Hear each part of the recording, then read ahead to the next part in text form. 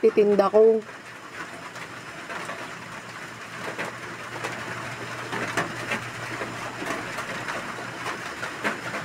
May mga masasamang tao po na andito sa live ko. Tahimik na ginagalaw po ang lahat, ma'am. Anong tawag dito? Yung cash G ko po na on hold ngayon. Kaya po itong cash G na ito, iba po yung gamit ko ngayon. Opo, Ma'am Michelle. Iba po yung cash G na gamit ko ngayon kasi na on hold yung cash G ko.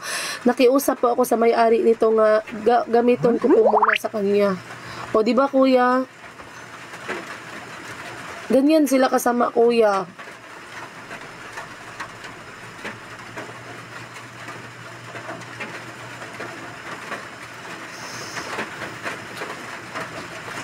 Ganap buhay lang yung tao. Pero bakit pilit nila dito mag-ano? Doon kayo sa iba. Yung mga milyonarya, mga mayayaman, doon po kayo. Huwag kayo dito kasi naghanap buhay po ako. Wala po akong ginagawang masama. Wala akong ginapak ng tao at wala pa akong niloloko.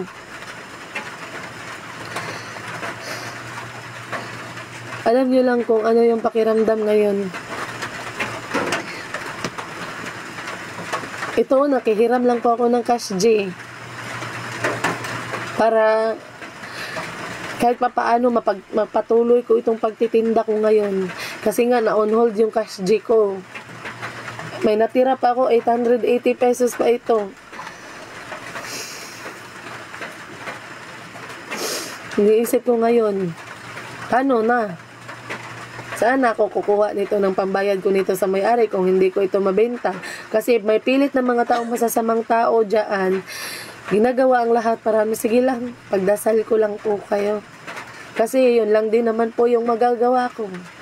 Pagdasal ko po kayo. Kahit na ganyan po kayo kasama, balang araw ay matuwid po yung daan nyo papunta kay Lord. Sana po balang araw huwag kayong kainin ng kasamaan. Kuya, ikaw na bahala, safety sa kinita ko dyan ngayon, kuya. Maraming salamat, kuya. Pasensya na po talaga, kuya. Nadamay ka po.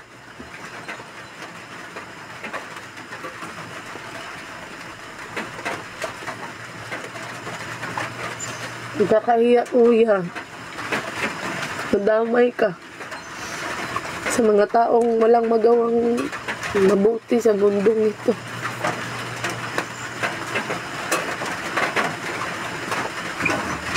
Nakikigamit na lang ako ng cash G sa'yo, kuya, pero dinamay ka nila. Dinamay yung account mo.